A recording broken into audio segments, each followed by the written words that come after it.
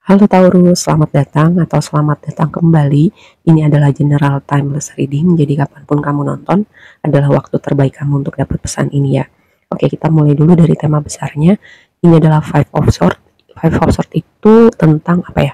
Konflik, argumen, bisa juga aktivitas mental yang sangat aktif kayak overthinking. Nah, ini tuh tema Five of Swords. Itu bisa juga tentang ego gitu. Ego maksudnya ada dua belah pihak nih. Terus kayak egonya yang mau menang gitu dua-duanya, jadi kayak menang kalah nggak masalah, yang penting gue yang bener gitu. Kayak ini tema dari Five of Swords. Mungkin sekitaran kamu nonton reading ini adalah waktu yang challenging gitu, ada perbedaan pendapat, ada gesekan antara dua orang, atau mungkin kamu sedang memikirkan suatu hal dengan sangat ya. Terus sebelum kita bahas lebih lanjut lagi, kita lihat dulu oracle yang pertama. Itu adalah Moon Perception. Jadi kayak reading kamu kali ini tuh temanya itu kembali ke basic gitu, kayak merawat diri kamu dulu, fokus ke diri kamu dulu, kayak gimana kamu bisa recharge gitu, atau mengambil waktu sejenak supaya kamu kayak apa ya, menenangkan diri sebelum kembali gitu dealing dengan berbagai hal ini gitu. Atau kalau misalnya kamu overwhelming, kamu bisa take your time, take a break gitu. Ini Moon Perception itu berbicara seperti itu, gimana Moon itu kan berbicara tentang emosi kita, gimana merawat diri kita, alam bawah sadar juga bisa gitu.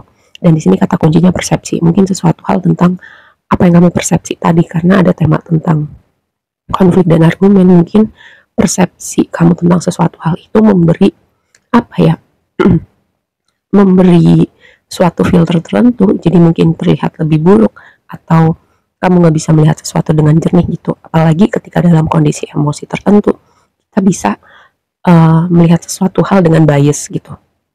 Ya, itu tentang Moon. Lalu tema yang berikutnya oracle-nya adalah rest and rejuvenation, istirahat.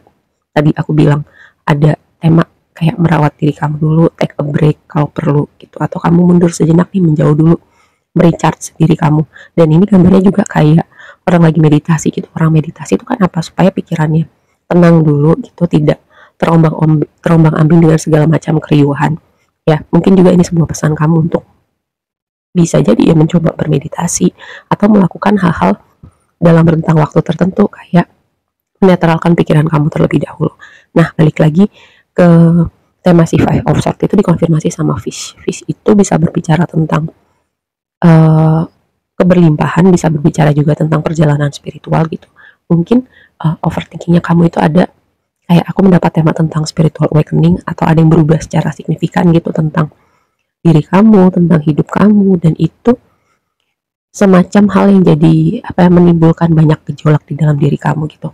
Contoh gini, ketika seseorang terpanggil untuk sesuatu yang berbeda, dan terutama kamu fix sign gitu. Fix sign itu Leo, Taurus, Aquarius, sama Scorpio itu lebih resisten untuk berubah gitu. Bukan nggak bisa, tapi lebih lama prosesnya dengan perubahan. Dan walaupun kamu tahu kayak ada nih sesuatu hal yang perlu berubah, atau kamu terpanggil untuk sesuatu hal yang berbeda gitu, tentang hidup kamu, filosofi hidup kamu, perjalanan spiritualitas kamu, tapi itu juga bisa menimbulkan sesuatu yang apa ya, meninggalkan zona nyaman itu juga terasa sulit gitu.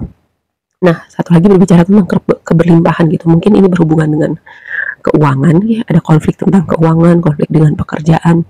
Harusnya kalau bicara indikasi misalnya keuangan, finansial, nih harusnya sesuatu yang bagus gitu. Tapi karena Five of Swords itu energi yang bersifatnya konflik, overthinking, gesekan juga bisa. Jadi mungkin ada suatu problem dengan hal itu, atau tadi itu karena ada yang berubah. Mungkin kamu terpikir juga untuk berubah dalam hal karir, dan itu juga ada tema conflictingnya. Nah, ini yang jadi tema besar kamu gitu.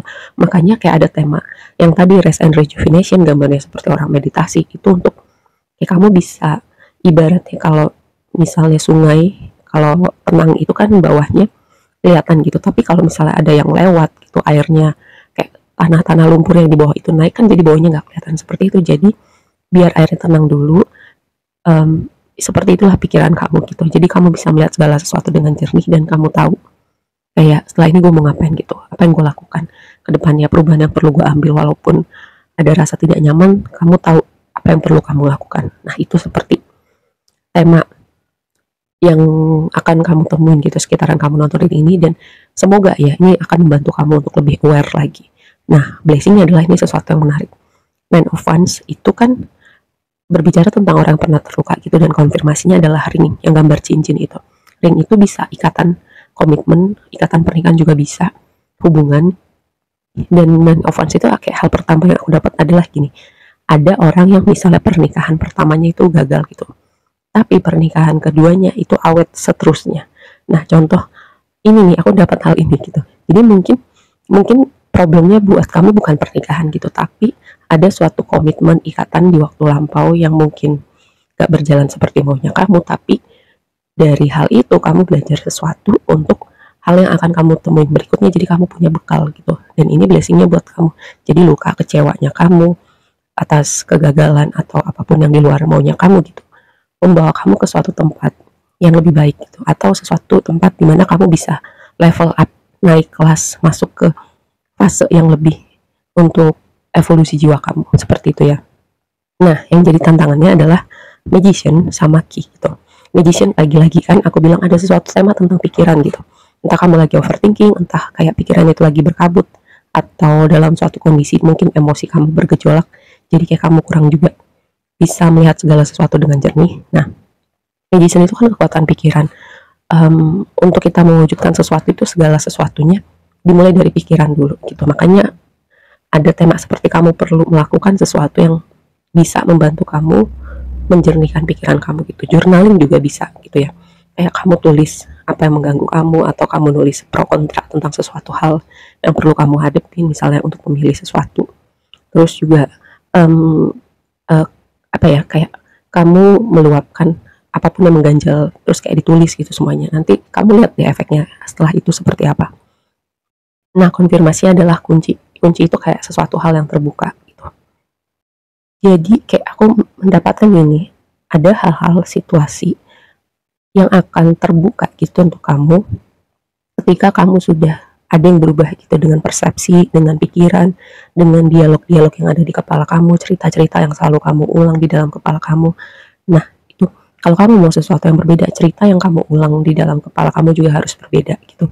Contoh paling gampang ya, aku selalu akan kasih contoh ini. Kalau misalnya, kalau sering dengar semua cowok sama aja, semua cewek sama aja, berarti kamu akan terus menemukan situasi yang sama selama kamu masih mengulang cerita itu gitu. Coba kalau kamu bilang ada kok cowok yang baik, ada kok cewek yang baik. Nah, nanti juga kamu akan bisa menemukan hal seperti itu gitu. Sama misalnya kamu tahu nggak ada jenisan orang-orang yang suka ngatain dirinya sendiri gitu. Kalau ketika dia melakukan kesalahan gitu, ih bodoh banget sih gue gitu. Ih kenapa sih gue begini mulu. Nah, dialog-dialog seperti itu yang kamu harus aware dan berhenti dan tulis cerita yang baru. Ya, karena itu tadi, sesuatu itu akan terbuka ketika ada yang berbeda dengan pikiran kamu. Ini yang jadi tantangan. Oke. Nah, terus berikutnya adalah Seven of Pentacles dengan gambar-gambar tikus itu. Terus satu lagi Seven of Cups dan Birds, itu yang gambar burung, angka 7. 7 itu kayak aku melihat angka evaluasi sih. Gitu. Ada hal-hal yang perlu kamu berhenti dulu nih. Setelah ini ngapain? Oh, yang ini berfungsi. Oh, yang ini nggak berfungsi gitu. Kayak angka 7 itu kayak sebuah sinyal bahwa kamu sudah melakukan banyak hal gitu, kamu sudah achieve hal-hal tertentu, tapi itu masih bisa diimprove lebih jauh lagi, itu menurut aku gitu. Terus tikus itu bisa kayak aku melihatnya dua makna gitu. Pertama, sesuatu hal yang tidak terlihat di dalam gelap, atau bisa jadi juga itu kayak sebuah sinyal tentang kemakmuran gitu.